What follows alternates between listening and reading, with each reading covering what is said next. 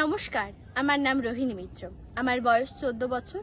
আমি সর্বভারতীয় সঙ্গীত ও সংস্কৃতি পরিষদ পরিচালিত একটি অনলাইন সাংস্কৃতিক প্রতিযোগিতার অংশগ্রহণকারী।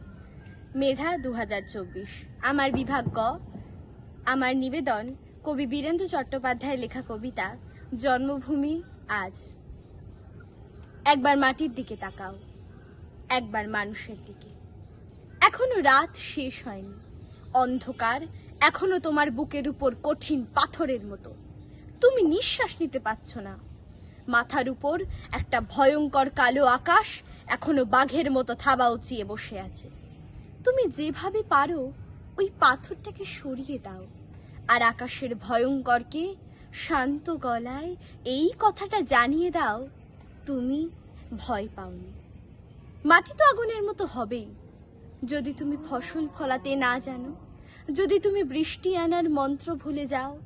তোমার স্বদেশ তাহলে মরুভূমি।